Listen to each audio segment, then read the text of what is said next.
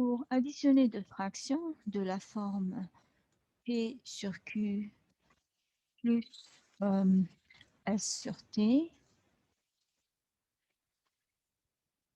on effectue donc, on essaie d'avoir un même dénominateur. Donc, bon, l'idée c'est donc pour avoir le même dénominateur, donc Q et T, donc il manque pour P le facteur T, donc on multiplie Q, numérateur et dénominateur, par la même quantité. S, donc lui manque Q sur donc T multiplié par Q. Et là maintenant on a un dénominateur commun, Q fois T, donc on peut sommer les deux expressions et les mettre sous le même numérateur. Voilà, Q et Q fois T. Et donc, et ceci est vrai aussi si on a une différence. Donc si on a aussi une différence, c'est les mêmes étapes à suivre. Et en fin de compte, au lieu de... Donc, on retient la technique suivante. Donc, on dit plutôt, quand on a P, donc quand on a P sur Q, plus ou moins S sur T, donc on utilise, disons, les flèches, pour illustrer ce qu'on fait là. On multiplie de ce côté-là et après, donc je multiplie aussi de ce côté-là. Hein?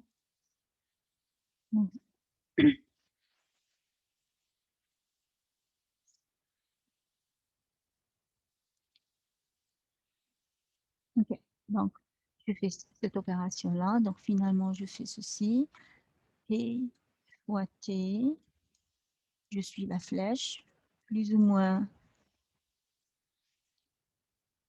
non, plus ou moins, selon la Q fois T, Q fois S, pardon, Q fois S sur le produit Q fois T.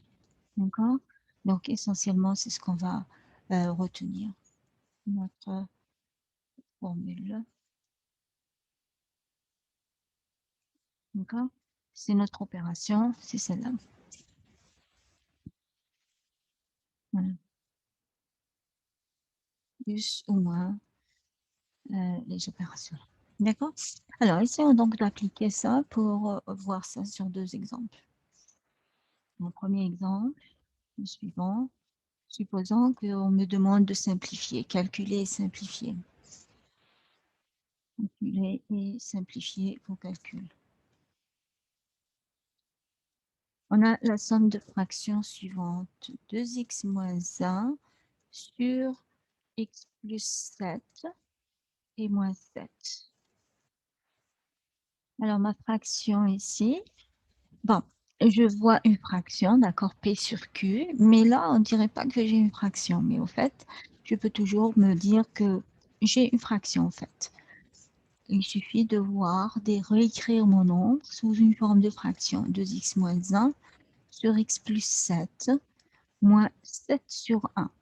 Ça, c'est une fraction qui ne change pas ma valeur, c'est toujours moins 7. Et je vais utiliser alors mes flèches. Et machinalement, donc je peux utiliser, appliquer cette méthode-là, ça multiplié par ça. D'accord? Voilà. Et donc, je vais me dire que ça va être égal à 2x, et continuons vers le bas. Voilà, ça va être égal. Donc, 2x moins 1 multiplié par 1, moins x plus 7 multiplié par 7, divisé par x plus 7 fois 1. Voilà. D'accord? Voilà.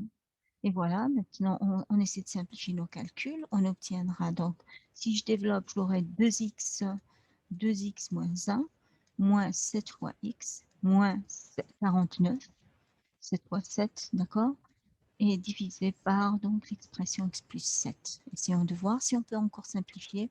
Donc, j'aurai moins 5x, moins 50, sur x plus 7. Et je pense, je vois pas d'autres simplifications. Il n'y a pas un facteur de x plus 7 au numérateur pour pouvoir simplifier. D'accord?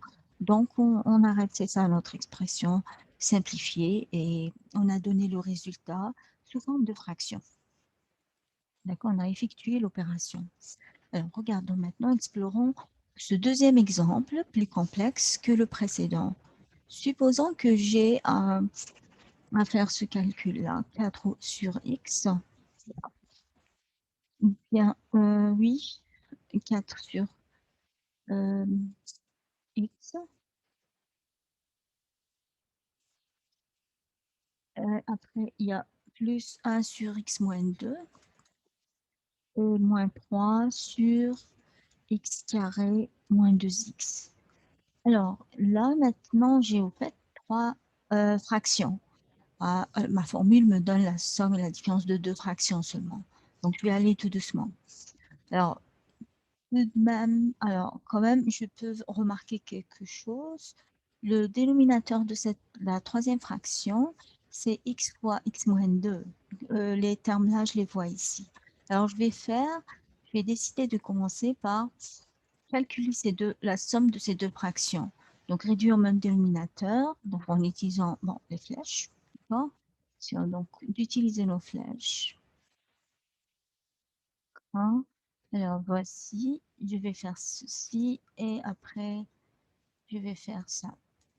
Disons, je vais suivre comme ça. D'accord? Voilà.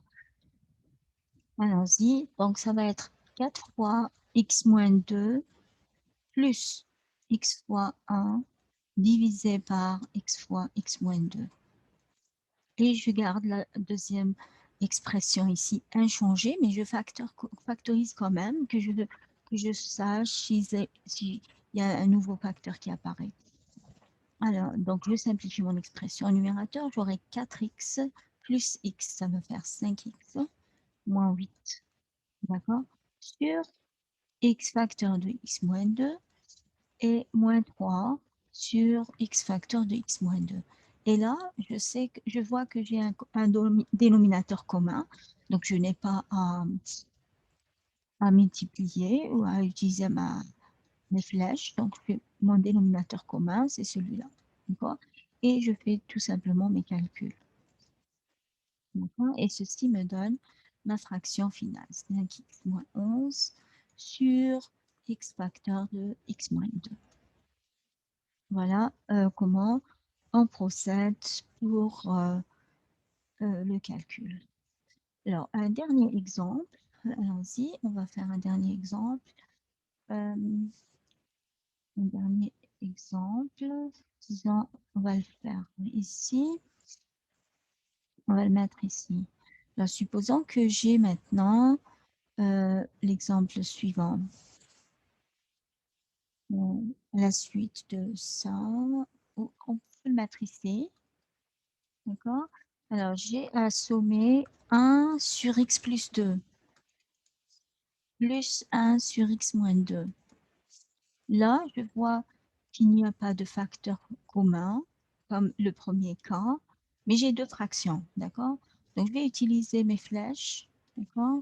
Donc, je vais commencer comme ceci, et après, voilà. Disons qu'on va commencer comme ceci, d'accord? On va utiliser une autre ici. Donc, ça va faire 1 sur une fois x moins 2 plus une fois x plus 2 divisé par x plus 2 facteur de x moins 2. Mais là, au numérateur, je simplifie, j'aurai x moins 2 plus x plus 2. Donc, les deux se simplifient, donc j'aurai 2x. Donc, finalement, j'aurai 2x. Et je ne vois pas de facteur commun avec le dénominateur, donc je peux laisser comme ça. X plus 2, facteur de x moins 2. C'est ma forme simplifiée de mon calcul. D'accord? Voilà.